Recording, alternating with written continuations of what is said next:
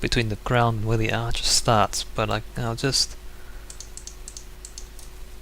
put cobblestone underneath it, just because there's not enough, there's no point putting another arch down here because there's not enough space anyway.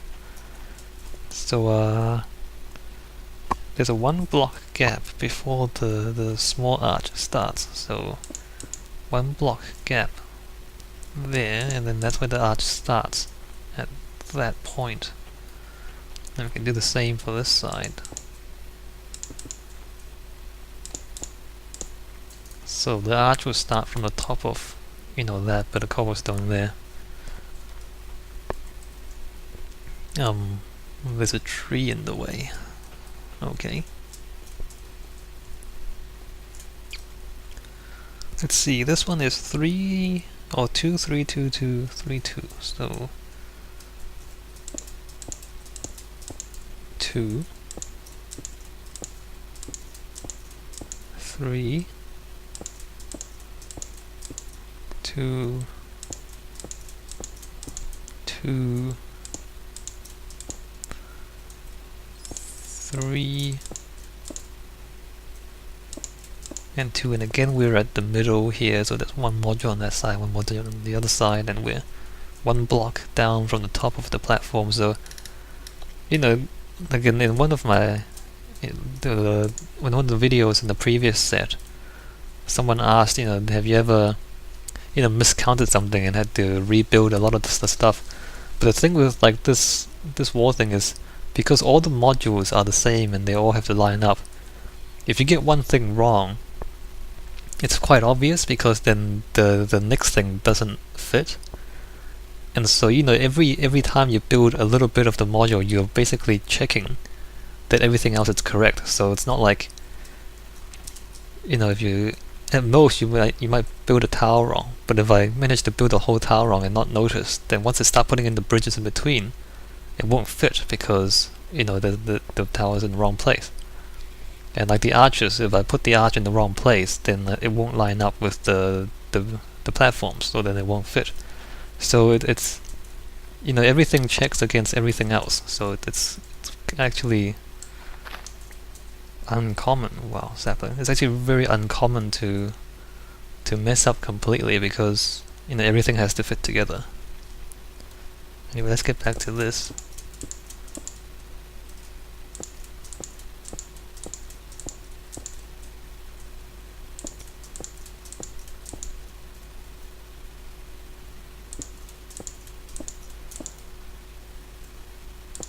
Yeah, 3 and 2. Yeah, so if I did that wrong, then it wouldn't match up here. So the mistakes are quite obvious. So there's no real risk of getting it completely messed up. As for this side, I'm not in. Yeah, I'll do the proper arch here, because this is kind of, we're half and half, but because it's low on that side, and we're gonna have the tiny arch here anyway, so might as well put the tiny arch on this side. So the tiny arch is 5 blocks up the edge. Let's see, what's this? So we got 1, 2, 3, 4, 5, and then 2, 2, and 1. Oops. So that's the tiny one with the 1 module, and I'm gonna change this as well. Again, going back to the idea that you don't want the stone arch resting on dirt or sand or anything that looks,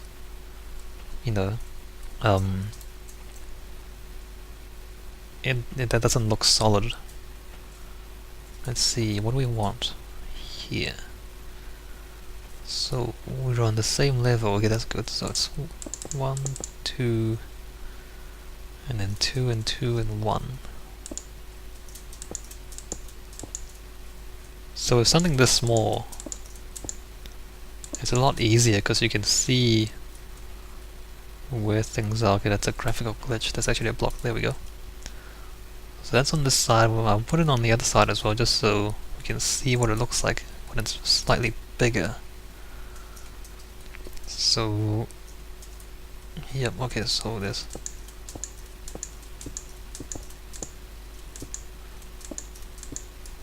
5, 2, 2, and 1. And on this side, it doesn't really matter, okay. So there. I mean, it's technically resting on sand, but it doesn't look like it, because, you know, it's not directly straight down on it and on the same edge, if that makes sense. I mean, it's all just, you know, it's visual differences. It doesn't really, like, there's no real consequence other than how it looks. Is that right? Yeah, okay.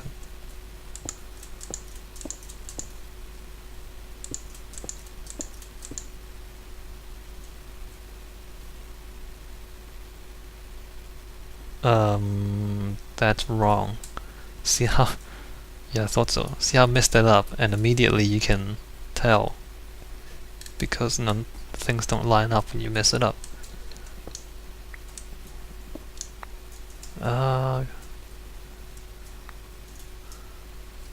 So it's meant to be 1 block higher than that.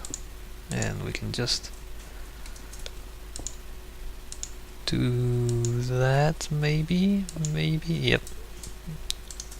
So we can just do that, and that's how the tiny arch looks.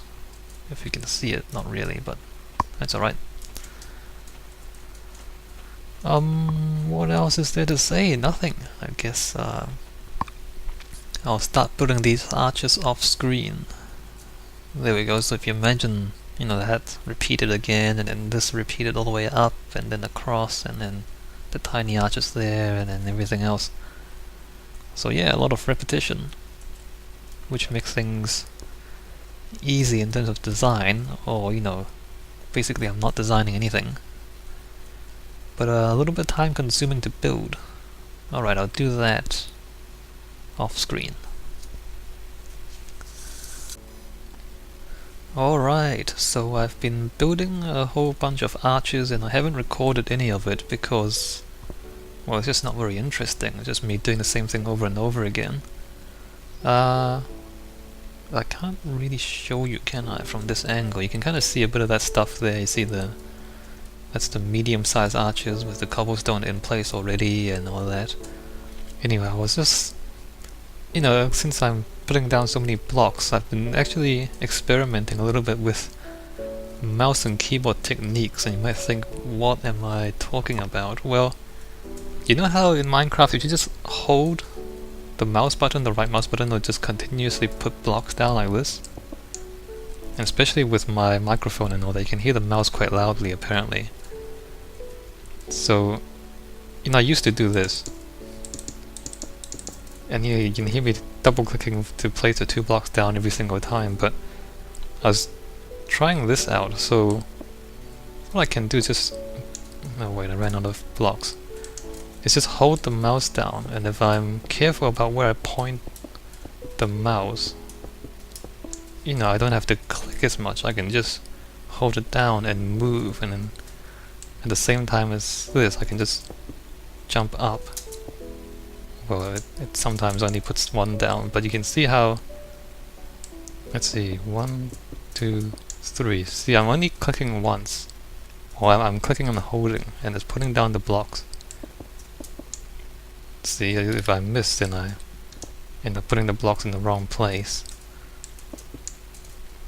But I don't know. I don't think that's it's a huge issue. But I mean, if you're like me and you build things that routinely takes up tens of thousands of blocks, then maybe that's a big deal. Like, you don't have to click as much if you're careful about how you point the mouse and all that. It's yeah, it's a minor thing, but I think it's interesting too. Oops, I set 1 too many. See, I'm still kind of not used to it. because I'll put blocks in the wrong place. But potentially it's also faster, because you don't have to...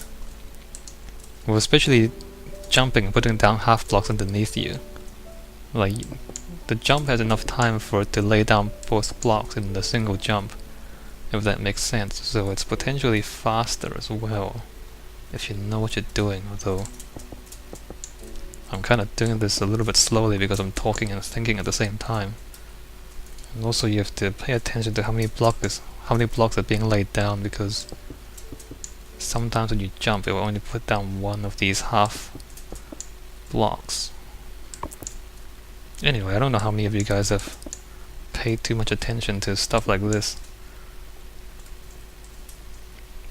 But you know, as again, like if you're like me and you build these giant projects, then after spending hours and hours doing this stuff, you kind of learn things about the game, and you know, how to jump and where to place blocks and what's the most efficient way to place blocks and all that.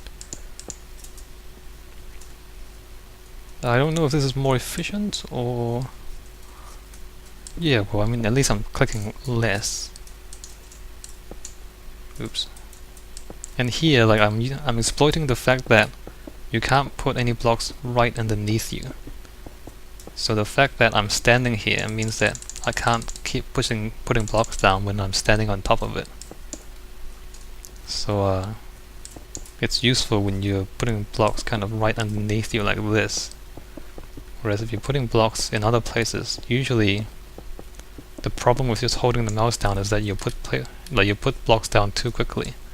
Like this, if I want to put sand just, you know, there on those 4 blocks, if I just hold it down, see, often you'll miss because, you know, you can't... Well, I guess this is kind of difficult to control. See, like that. Instead of putting it there, because I didn't move the mouse in the right time, then so it's kind of difficult to do that. But whereas if you're laying it down, I guess, you know, as you're moving away, so you're using your own body, as it were, in the game to stop you from putting too many blocks down.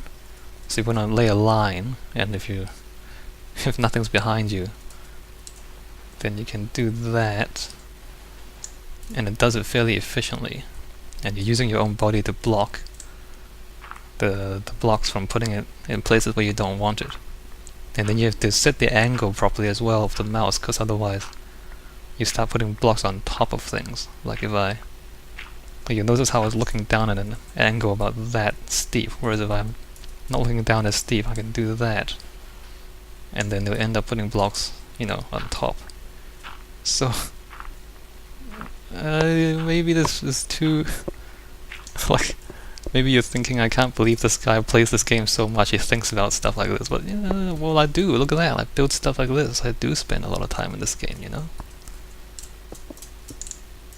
And still you guys often ask me for more Minecraft videos, which is cool. I mean, you like the game, that's cool. But I already spend a lot of time in here, you know.